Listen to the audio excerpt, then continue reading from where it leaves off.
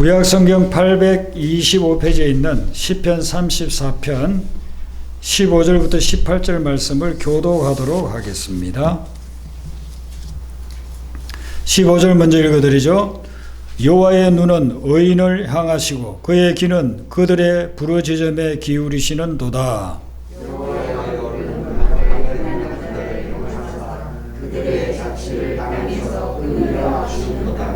의인이 부르짖음에 여호와께서 들으시고 그들의 모든 환난에서 건지셨도다. 여호와는 마음이 상한 자를 가까이 하시고 진심으로 분해하는 자를 구원하시는도다.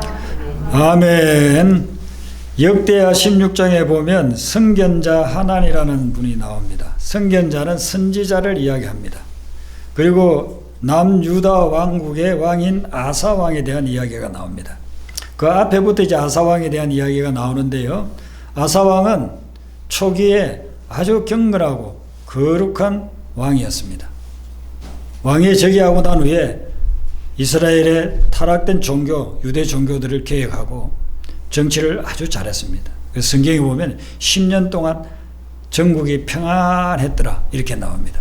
그래 정치를 참 잘하고 하나님이 인정을 해주고 그런 이제 왕이었는데 이 아사 왕이 후반부로 가면서 하나님을 점점 소홀히 대하기 시작합니다.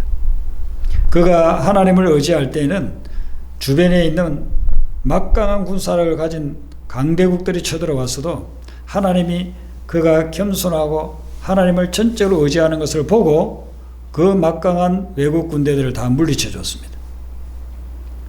그 군대들 중에는 구서, 지금의 이디오피아에 해당되는 구서 군대, 거의 100만 명이 쳐들어왔습니다. 그런데 자기들은 3, 40만 명밖에 되지 않는 그 군대를 가지고도 하나님이 도와주시니까 100만 명의 군대를 다 물리치는 그런 놀라운 역사들을 체험을 했죠. 그런데 통치 경험이 늘어나면서 자만에 빠지고 하나님보다 자기 머리를 자꾸만 의지하는 것입니다. 그래서 북왕국 이스라엘의 바하사가 침공에 들어왔을 때에 하나님을 의지하지 않고 아람 군대에 요청을 해서 도와달라고 그럽니다. 그래서 아람 군대가 들어오니까 바하사가 도망을 가죠. 그런 과정을 통해서 하나니가 지금 아사왕을 찾아온 겁니다. 그리고서는 이 역대하 16장 7절부터 10절에 쭉 말씀을 하는데 역대하 16장 9절 상반절에 하나님 선지자가 이런 말씀을 합니다. 여호와의 눈은 온 땅을 두루 감찰하사 전심으로 자기에게 향하는 자들을 위하여 능력을 베푸신다. 하나님은 온 땅을 감찰한다는 거예요. 아프리카, 유럽, 중남미, 그리고 아시아, 호주, 남미, 북미 전부 다 이렇게 감찰하시고서는 전심으로 주님을 향하고 전적으로 주님을 의지하는 사람을 하나님께서 찾고 계시다. 그리고 그 사람에게 하나님의 능력을 베풀어 주신다는 겁니다. 하나님은 능력이 얼마나 대단하십니까? 온 세상을 만드시고 우주를 만드신 분인데 우리는 능력이 없습니다. 우리는 스스로 먹고 살 만한 그런 능력도 없습니다. 나를 지킬 만한 능력도 없습니다. 그래서 우리가 사건 사고를 당하면 속수무책으로 당하고 있지 않습니까? 그런데 그 능력 많으신 하나님이 누구에게 능력을 주시느냐 하면은 하나님을 전적으로 바라보고 하나님을 전적으로 의지하는 사람에게 그 능력을 베풀어 주신다는 겁니다. 오늘 말씀에 보면 그런 사람을 의인이라 그렇게 이야기를 합니다. 하나님이 의인을 향해서는 그들이 부르짖을 때 들어주시고 그들이 간구할 때 응답해 주시고 모든 환난에서 건져주시고 마음이 상했을 때는 그들을 가까이에서 치료해 주시고 그리고 중심으로 통해하는 자에게는 구원해 주신다.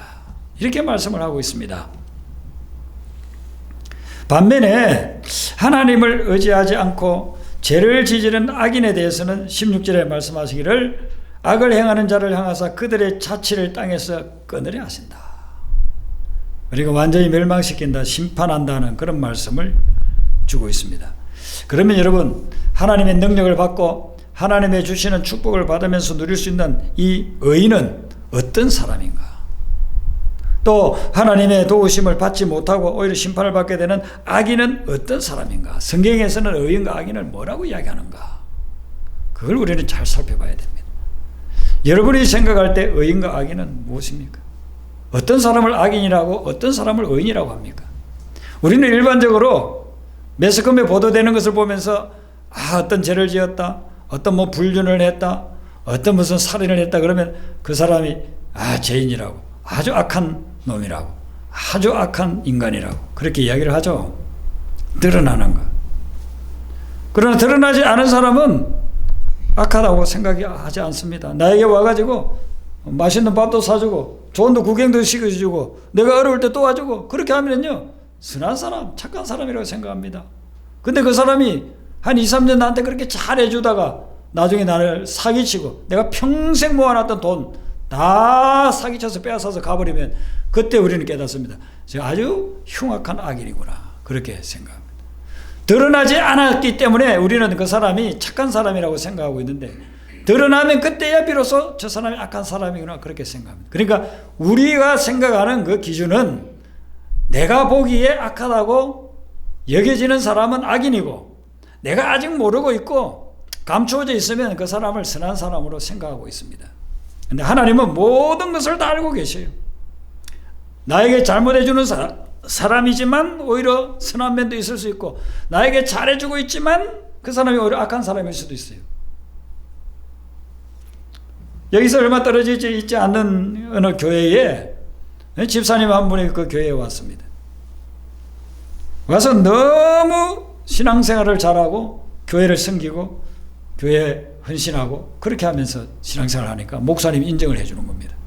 성도들이 모이면은 식사 대접하고 성가대원들 수고한다고 어디 1년에 한 번씩 놀러 가는 거 자기가 다 그냥 연금해가지고서 그렇게 놀러도 가게 하고 교회 큰 행사가 있으면 뭐 재정을 자꾸 지원하고 그러니까 목사님이 우리 이 집사님 참 대단하신 분이라고 믿음이 좋은 분이라고 그렇게 했습니다. 근데 그 몇 년 신앙생활 하다가 한 사람 한 사람 개인적으로 만나가지고 내가 요즘 어려운데 사업이 안 되는데 몇백만 원만 도와주세요. 내가 곧 갚아드릴게. 몇천만 원만 도와주세요. 곧 갚아드릴게. 이렇게 해가지고요. 수억을 사기를 쳐가지고 어느 날 갑자기 사라져버렸어요. 교회가 그냥 풍비박산이 된 거예요. 그렇게 신실하고 목사님도 막 인정해. 목사님 인정해주니까 성도들도 다 믿었지. 잠깐 쓰고서 돌려준다고 한다니까 그렇게 몇백만 원, 몇천만 원씩 한 게 그냥 수억은 하루아침에 그냥 사라져버린 겁니다. 우리는 그 사람이 선하다고 여기는데 하나님은 다 알고 있어요. 이 인간이 얼마나 악한지. 우리는 모르니까 거기 쏘가 넘어가는 거잖아요. 여러분 어떤 사람이 선인이고 어떤 사람이 악인일까? 어떤 사람이 의인이고 어떤 사람이 악인일까? 성경이 어떻게 보는가를 우리는 살펴봐야 됩니다. 성경이 악인과 선인을 어떻게 보는지를 여러분들 알려고 하면은요, 이런 것을 한번 생각해 보면 돼요. 공사판에 가서 사람들이 열심히 일을 합니다. 그러다 보니까 먼지도 뒤집어 쓰고 흙탕물도 막 옷에 묻고 땀이 막 범벅이 되어 있습니다. 그 공사가 끝날 때쯤 이제 하루의 일이 끝날 때쯤 보면 전부 다 더러워요. 땀도 범벅이 되어 있고 먼지에다가 온갖 흙탕물이 다 튀겨가지고 더럽잖아요. 그 사람들이 누가 봐도 더러워요. 근데 그 사람이 계속 더러울 수 있고 불과 한 20-30분만 지나면 깨끗해질 수 있어요. 옷을 다 벗고 샤워를 샥 하고 나오면 저 사람 더럽지 않다, 깨끗하다 그렇게 해줍니다. 옷을 세탁기에 넣어가지고 쫙 빨면 이 옷이 더럽지 않다, 깨끗하다 그렇게 합니다. 조금 전까지만 해도 인부가 10명이 있었으면 10명이 다 더러웠어요. 근데 5명은 씻지 않고 그대로 있고 5명은 가서 씻고 오면은 씻고 온 사람을 우리는 깨끗하다고 그렇게 하죠. 하나님이 보실 때 의인과 악인은 어디에 차이가 있느냐면은 회개를 한 사람은 의인이고 회개하지 않은 사람은 자기가 아무리 비교적 다른 사람보다 선하게 살아도 여전히 죄인입니다. 우리 사람들은 자기 나름대로 기준을 가지고 나보다 조금 더 죄지으면은 나는 선인이고 저 사람은 죄인이라고 하지만은 하나님 보시기에는 전부 다 도토리 키재기. 의인은 없나니 하나도 없다고 했습니다. 죄를 지었는데 모든 사람이 다 죄인이랍니다. 그런데 자기가 죄인인 것을 깨닫고 하나님 앞에 회개하는 사람은 하나님이 의롭다고 인정해 주는 것이고, 그러지 않고 자기가 잘났다고 숨겨진 그 죄를 드러나지 않았을 뿐인데 그 숨겨진 것 때문에 자기는 잘났다고 생각하고 살아가는 사람은 여전히 죄인이고 악인이라는 것입니다. 그래서 18절에 여호와는 마음이 상한 자를 가까이 하시고 회개하면서 중심으로 통회하는 자를 구원해 주신다. 내가 객관적으로 봤을 때 흠도 없고 티도 없고 실수도 없고 죄도 안 질렀기 때문에 그래서 내가 의인이 되는 것이 아니고 다 우리는 죄인이에요. 목회자인 저도 죄인이에요. 저는 좀 젊었을 때는 비교적 다른 사람보다 내가 의인이고 선인이라고 생각했습니다. 그런데 지금 나이가 들어가면 들어갈수록 내가 얼마나 흉악한 죄인인가, 내 속에 얼마나 온갖 죄들이 들어있는가, 그걸 깨닫게 되는 거예요. 정말 사도 바울이 내가 죄인 중에 개수라고 하는 그 고백이 실감이 나요. 내 속에는 선한 것이 없구나, 내 속에는 정말 악한 것, 난 정말 악인이구나 하는 것을 깨닫게 되는 것이죠. 그런데 하나님께서 이런 죄인을 왜 목사까지 만들어 주었느냐? 회개하니까. 교회 나가서 말씀을 들으면서 저는요, 이 긴 의자들 교회들 다 있었잖아요. 그 긴 의자를 가지고 막 주무르치면서 눈물 콧물 흘리면서 새벽마다 회개했어요.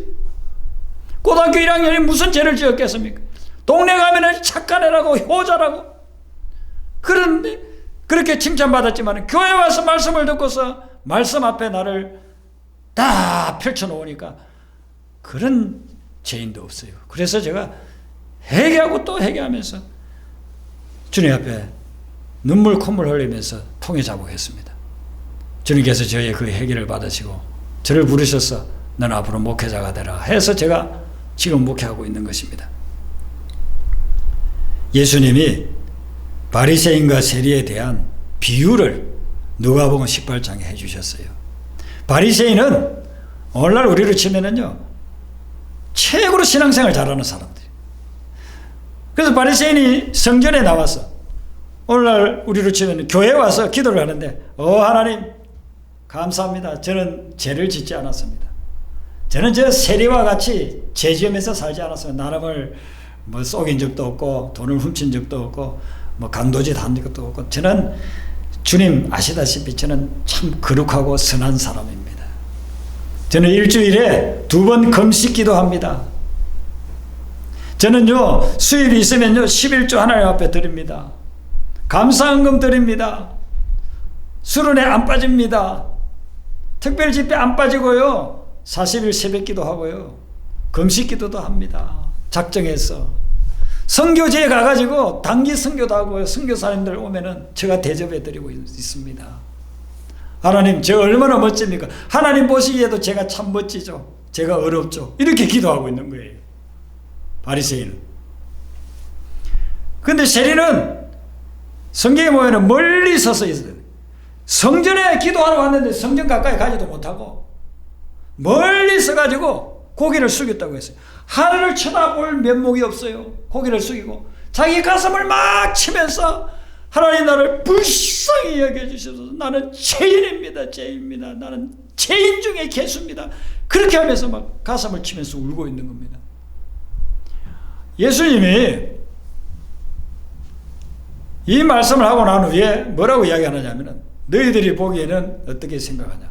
바리새인이 어렵고 세리가 악인이라고 생각할 수 있지 않겠느냐? 그런데 바리새인이 아니라 세리가 하나님 앞에서 어렵다고 인정을 받았다.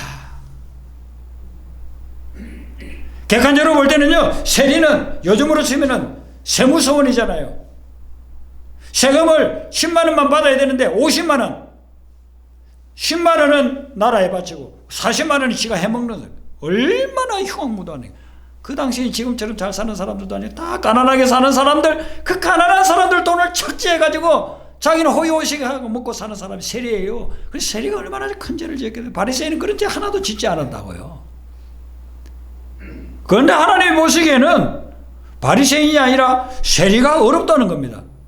차이는 뭘까요? 바리새인은 전혀 회개하지 않았어요. 자기가 죄인이라는 걸 갖다 인정하지 않고 회개하지 않아요.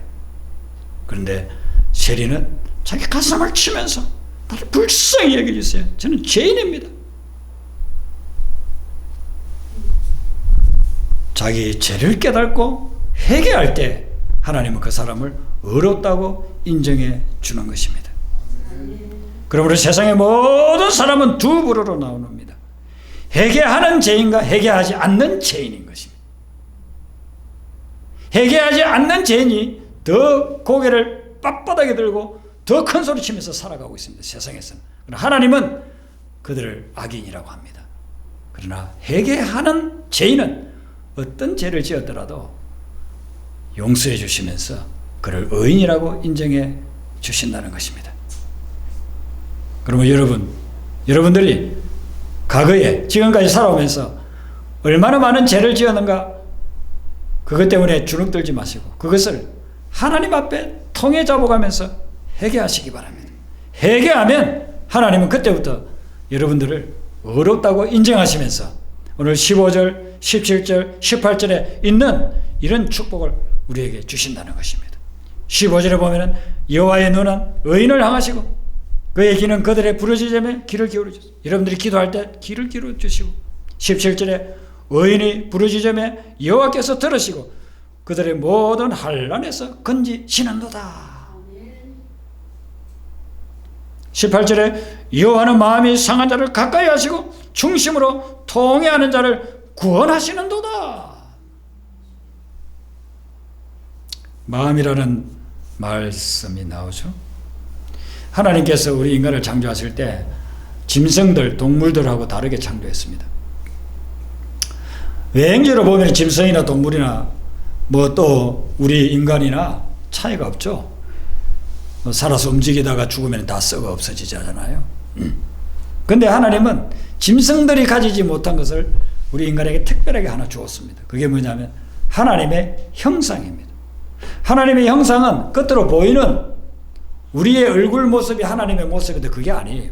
하나님의 형상은 어떤 거냐면 하나님의 성품, 하나님의 속성을 이야기합니다. 그걸 우리에게 줬다. 인간에게 줬다. 동물에게는 안 줬어요.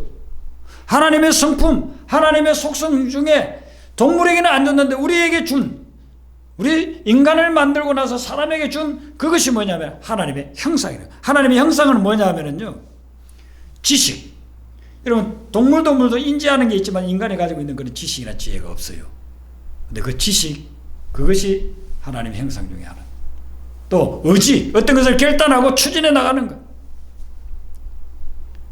어떤 사람은 의지가 없으니까 작심삼일. 결단해놓고서는 사흘도 안 돼서 그거 지키지 않아요. 나 이거 할 거야. 나 이거 지킬 거야. 그렇게 해놓고서는 작심하고서는 사흘도 안 돼서 다시 도루묵이 돼버려요. 왜 그런가? 하나님이 주신 그런 하나님의 형상이 죄로 말미암아 파괴됐어요. 파괴됐어. 그리고 또 감정이 있습니다. 감정이 있는데 이 감정을 가지고 우리가 희노애락을 느끼잖아요. 만약에 감정이 없다고 하면은 아름다운 음악이라든지 그리고 아름다운 영화를 만든다든지 아니면 미술 작품을 만든다든지 이런 게 있을 수가 없거든요. 우리가 감정이 있기 때문에 그런 아름다운 작품들을 만들어내는 것입니다. 그것이 원래 하나님께서 만들던 우리에게 주신 하나님의 형상이에요. 그리고 이것은 타락하기 이전에 선한 생각, 선한 마음, 선한 성품, 이런 것들이 하나님의 성품이었습니다. 하나님의 형상이었습니다. 그게 바로 우리의 마음이거든요. 그런데 우리가 죄를 지음으로 인해서 이 마음이 상해지고 마음이 파괴가 된 것입니다. 그래서 하나님의 마음을 많이 잃어버렸어. 하나님의 형상들을 많이 잃어버렸어. 아직도 남아있는 부분들이 있어서 우리가 사람들이 저 동물들과는 엄청나게 다른 그런 축복이 아직도 남아있지만 금전적인 부분에서 범죄할 때 이게 많이 파괴가 된 거예요. 그래서 하나님께서는 이렇게 파괴된 마음을 우리를 회복시켜 주려고 우리에게 다가오고 우리에게 가까이 오는 것입니다. 그래서 우리가 하나님을 전적으로 의지하고 전심으로 주님을 항해할 그때에만 하나님이 원래 우리에게 주셨던 그런 하나님의 형상의 능력이 우리에게 임한다는 거예요. 여러분, 우리 인간들이 가지고 있는 능력이 짐승들과 한번 비교를 해보세요. 얼마나 대단한 능력을 하나님이 우리에게 주셨는지 몰라요. 짐승들이 인간들보다도요, 뭐 몇십 배, 몇백 배가 많아도 인간처럼 높은 빌딩을 짓습니까? 빨리 날아가는 비행기를 뭐 만듭니까? 잠수함을 만들 수 있어요? 그런 게 못해요. 객관적으로 보면은 훨씬 더 육체만 놓고 온다는 큰 능력이 있죠. 독수리는 하늘을 날고, 코끼리는 우리보다도 덩치가 몇 배나 되어가지고 몇 톤씩 되는 그런 짐도 끌고 가잖아요. 그리고 치타, 표범은 얼마나 빠르게 달립니까? 아무리 인간 중에서 빨리 달려도 100m를 뭐 9초에 달린데도 못 따라갑니다. 시속 몇백 킬로를 달리니까요. 그래서 짐승들에 비하면 너무나도 부족하고 연약하고 능력도 없는 것 같아요. 그런데 인간이 이 지구상에 있는 모든 짐승 동물들을 다 지배하고 있어요. 다 다스리고 있습니다. 하나님이 주신 형상이 아직도 남아있기 때문에 그런 것입니다. 근데 이것이 파괴되고 깨어졌어요. 그래서 하나님께서는 우리에게 그런 깨어진 행상을 회복시켜 주기를 원합니다. 언제요? 우리가 회개하면서 하나님만을 바라보면서 통해 잡아가면서 하나님만을 의지할 때 하나님께서 우리에게 다가오셔서 그런 걸 회복시켜 주시고 능력도 주신다는 거예요. 어떻게 하면은 우리가 이 깨어진 마음들을 회복할 수 있을까요? 여러분들이 지금까지 살아오면서 마음의 상처를 많이 받았어요. 특별히 가까이 지내는 사람들로부터 상처를 많이 받았어요. 부모에게서, 가족에게서, 친구에게서 배신당하고, 직장 동료 중에서 나를 도와주는 척 하다가 나에게 상처 주고, 결혼해가지고 살면서 남편이, 아내가 나에게 상처를 많이 줬어요. 물론 나도 또 다른 사람에게 상처 줬을 겁니다. 그래서 우리 마음이 지금 상처로 너무 상해 있어요. 상해 있어요. 그 상해 있는 이 마음을 어떻게 치유함을 받을 수 있을까요? 우리가 마음의 치유를 받는 것은 예수님을 만나야만 치유받을 수가 있습니다. 여러분들이 예수님을 만나고 예수님의 말씀을 받아들일 때, 그때 우리 마음의 숱한 상처들을 치유함을 받을 수 있습니다. 먼저 여러분들 예수님의 십자가를 한번 생각해 보세요. 십자가는 그 당시 최고로 악한, 아주 흉악한 그런 범죄자를 처형하는 사형틀이었습니다. 우리가 얼마나 십자가에 대해서 많이 들었습니까? 그런데 예수님이 그 사형틀에 매달릴 범죄를 한 적이 있습니까? 없습니다. 예수님은 죄를 알지도 못하고 죄와 아무 상관도 없는 분입니다. 그런데 세상 사람들은 그 순결하고 거룩한 예수님을 십자가에 못 박아 죽였다니까. 이것은 세상이 어떤가를 우리에게 보여주고 있는 거예요. 세상 사람들이 어떤가를 보여주는 겁니다. 여러분들이 아무리 선하고 착하게 살아도 이 세상에 사는 동안에는 그런 악한 자들을 만날 수가 있다는 거예요. 그런데 나 자신부터가 예수님처럼 선하지도 않잖아요. 그러니 얼마나 더 많은 상처를 받을 수 있겠습니까? 십자가를 보면서 우리는 세상을 보고 사람을 봐야 돼요. 아무 흠도 없고 그렇게 거룩한 예수님을 십자가에 못 박아 죽이는 것이 세상이라. 사람이라고요, 사람. 내일 여러분들 직장에 가면 또 만나야 될 그 사람이 아무 죄도 없는 예수님을 십자가에 못 박아 죽일 그런 악한 사람이래요. 여러분들이 가정에서 같이 살고 있지만 가족들도 그럴 수 있는 거예요. 가족들. 여러분에게 상처를 주는 사람은 그 사람도 태어나서 성장해 오는 과정에서 누군가로부터 또 상처를 받았던 사람일 수 있어요. 그래서 그 받은 상처 때문에 또 다른 사람에게 상처 주면서 살아가는 사람들이 많다. 십자가에서 우리는 예수님만 보는 것이 아니라 그 십자가에 예수님을 못 박혀 죽이는 사람을 봐야 돼. 사람. 죄에 찌들려 있는 사람. 그런 사람들이 내 주변에 수도 없이 많은데 그곳에서 나는 살아가고 있으니 상처받지 않을 수 있느냐 이거예요. 여러분들 자꾸 상처 준단 말이죠. 그 다음 단계로 가야 되는 것은 뭐냐면요, 십자가에서 하나님의 사랑을 봐야 됩니다. 하나님이 그런 죄인을 구원하기 위해서 하나님의 아들을 십자가에 못 박혀 죽도록 하면서 우리가 저지른 모든 죄에 대한 형벌을 대신 받게 하시고 그리고 우리를 죄에서 구원해 주셨단 말이에요. 그게 하나님의 사랑이에요. 하나님의 사랑. 여러분들이 하나님의 사랑을 깨달아야, 그래야 나는 사랑받지 못했어도 다른 사람을 사랑할 수가 있어요. TV 프로그램 중에서 참 좋은 프로그램들을 하는 경우들이 있는데, 제가 뭐 어떤 채널이다 이렇게 일부 예배 때는 이야기했지만 2부 예배 때는 녹화돼서 나가는 거기 때문에 제가 이야기 안 하겠습니다. 뭐 방송국에서 듣고 왜 우리 방송국은 소개 안 해주냐 또 그렇게 하면 그럴 것 같아서 어떤 채널을 하나 보고 있는데요, 상담 전문가 분이 나와가지고 아이들을 상담을 해줘요. 그런데 제가 정말 충격을 받아요. 저희 집사람도 충격을 받고 같이 보는 저희 아이들도 충격을 받아요. 어떻게 저 아이가 저런 행동을 할까? 고함을 지르는 아이가 있고, 누굴 만나면 무조건 두들겨 패는 아이도 있고, 멀쩡하던 애가 갑자기 그냥 머리가 아프다, 몸이 뭐 팔이 아프다, 뭐 허리가 아프다, 뭐 그렇게 하는 애가 있고, 끊임없이 동생을 괴롭히고 두들겨 패는 그런 아이가 있고, 학교 가서 적응이 안 돼가지고 학교를 보낼 수도 없는 그런 아이가 있고, 어떻게 해서 부모들은 멀쩡한 것 같은데 저렇게 애가 저렇게 됐을까? 어떻게 적응을 못해요. 너무 난폭하고. 그리고 부모가 또 멀쩡하지 못한 분들도 있어요. 제가 그 프로그램을 쭉 보면서 참 감동이 된 것은 그 상담해주는 그 박사가 다양한 문제를 가지고 있는 아이들, 거의 그 방송국까지 해변을 해가지고 한 달 이상 촬영을 하는 것 같아요. 집에서, 놀이터에서, 학교에서, 어디 식당에 갔을 때 그런 걸 다 찍어가지고 그걸 이제 패널들하고 분석을 하면서 상담을 해주는 거예요. 너무너무 유익한 프로그램. 여러분들 그거 꼭 보세요.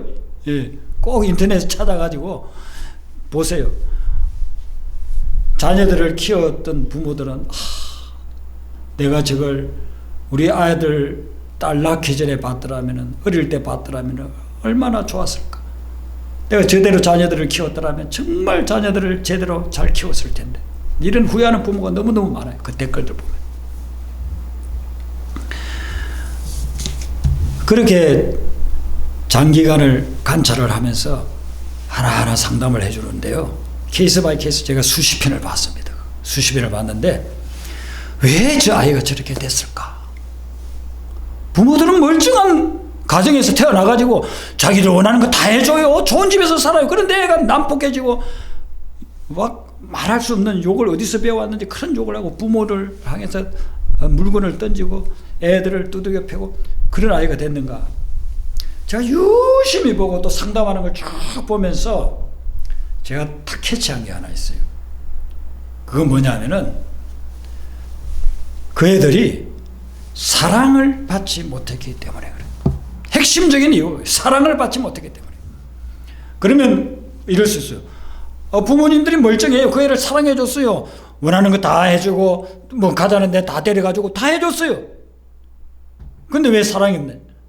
아니에요. 사랑의 방법이 잘못됐기 때문에. 그 애를 제대로 사랑으로서 어떻게 그 애를 키워야 되는지 사랑의 방법이 잘못되어 있어서, 사랑의 방법. 그래서 에리 프롬이라고 하는 분은 책을, 유명한 책을 썼어요. 사랑의 기술이에요. The Art of Loving 해가지고 사랑의 기술. 우리가 부모가 자녀를 사랑하지 않는 사람이 누가 있느냐 이거예요. 그런데 사랑할 줄을 몰라요. 사랑하는 방법을 몰라요. 남편이 아내를 사랑한다고 하면서 사랑하냐고 물으면 사랑한다고 해요. 그런데 자기 방식대로 사랑해요. 그러니까 아내가 생각할 때는 남편은 나를 사랑하지 않아. 나에게서 사랑이 다 식었어. 연애 시절에는 나를 그렇게 사랑한다고 하다가 결혼해가지고 살면서 애 낳고 살면서 나를 더 이상 사랑하지도 않아. 왜 사랑한다고 느끼지를 못할까요? 남편이 사랑하는 방법이 잘못되어 있기 때문에 그래. 사랑하는 방법이 잘못되어 있기 때문에. 그래서 멀쩡한 집에서 원하는 대로 다 해주고 뭐 학원도 보내주고 뭐도 다 해주는데도 불구하고 그 아이는 완전히 폭력적인 아이로 그런 파괴된 삶을 살아가고 있는 거죠. 부모가 사랑을 안 하느냐면 아니에요. 부모 사랑을 해줘요. 근데 방법이 잘못됐다는 거죠. 우리 한국의 부모들은 많은 분들이 그래요. 자기가 성취하지 못한 것, 자기가 이루지 못하는 것을 자기 자녀가 대리 성취해 주기를 바라고 있어요. 그래서 공부 잘하고 좋은 대학 들어가고 좋은 직장 가고 좋은 배우자 만나고 그래서 막 아이들을 닥달하는 것입니다. 자기가 원하는 그런 수준의 인물이 되도록 그래서 서로 상처받고 상처 주고 그렇게 이기는 것입니다. 정말 내 아들을 사랑한다면 정말 내 딸을 사랑한다면 어떻게 해야 되는 거예요? 내가 이루지 못한 것을 대리 만족해서 이루려고 하는 그런 도구로 생각하지 말고 그런 대상으로 자녀를 보지 말고 정말 이 아이를 위하는 것이 뭔가? 정말 그 아이의 영혼을 사랑하고 인생을 사랑하는가?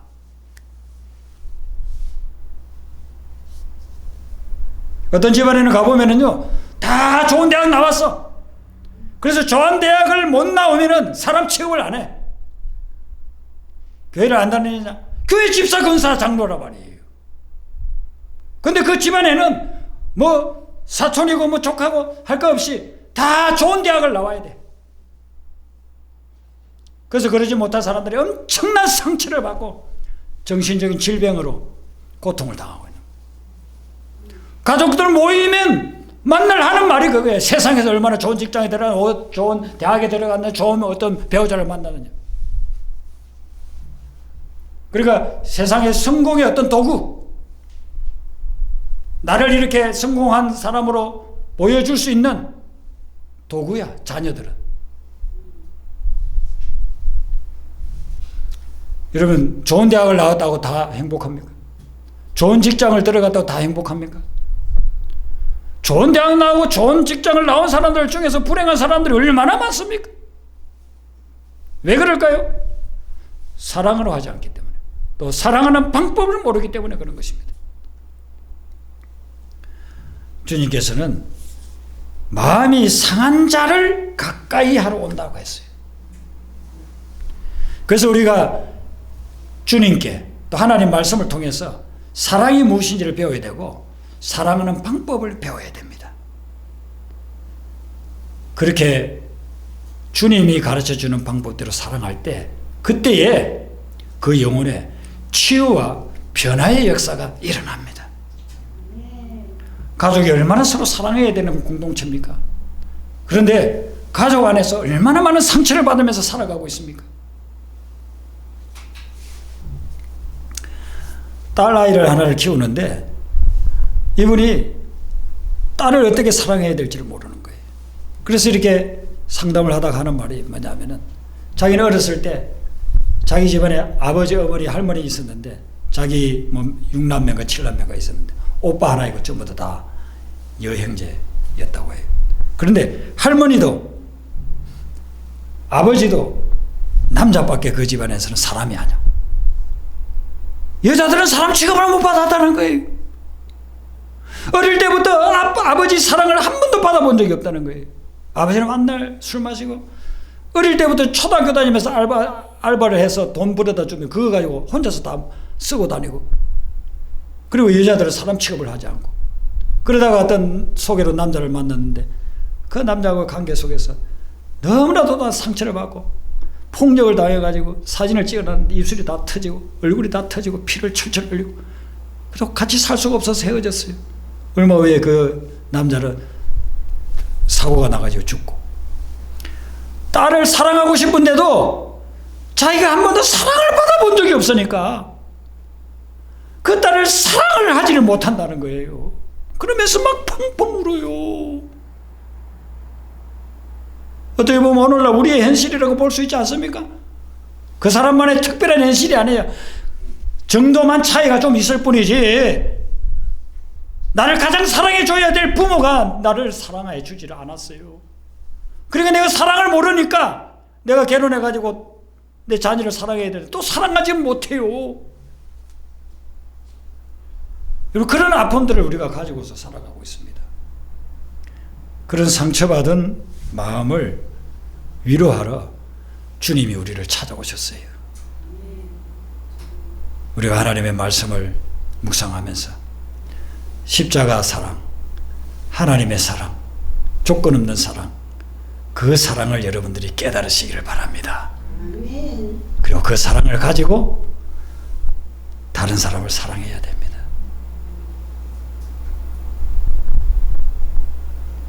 저는 하나님의 은혜로 목회자가 돼서 지금 이 자리에 서서 여러분들에게 말씀을 전하고 있죠. 제가 예수님 안 만났다고 한다면, 예수님 믿지 않았다고 한다면, 저는 아마 참 세상에서 손가락질 나가는 그런 삶을 살 수밖에 없었을 겁니다.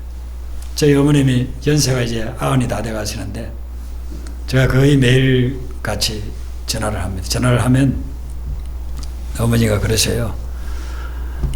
큰아들, 어떻게 네가 교회를 나가가지고 나를 교회로 인도해서 내가 이렇게 복을 받게 하는지 모르겠다. 네가 그 고등학교 다닐 때 어떻게 그렇게 전도를 받아가지고 교회 가가지고 나를 전도해줘서 교회 나오게 해가지고 내가 이렇게 몸은 비록 아프고 그러지만은 참 내가 이렇게 생각해보니까 큰 복을 받았다 내가. 그러면서 말씀하시는 거예요.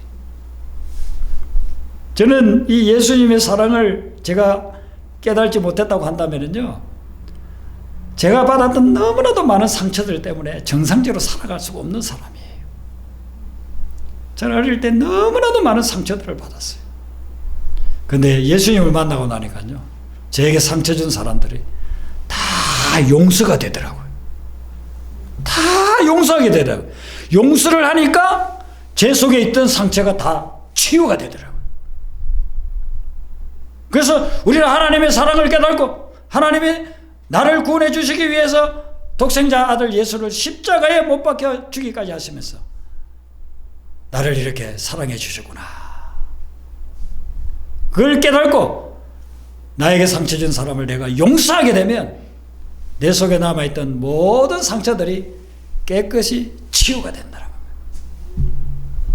저는 그것을 예수님 믿고 나서 체험을 했어요. 그래서 저는 어느 누구보다도 더 정상적으로 살아갈 수 있게 된 겁니다. 여러분들이 오늘도 찾아오시는 주님을 만나시기를 바랍니다. 그리고 그분의 말씀, 그분의 사랑을 체험하시고 그 사랑으로 또 다른 사람, 내가 매일 만나는 그 사람들을 사랑하세요. 그럴 때 나 자신과 그분에게 있는 여러 가지 마음의 상처들, 그 상처가 치유되는 역사가 일어나고 천국이 임하게 될 줄로 믿습니다.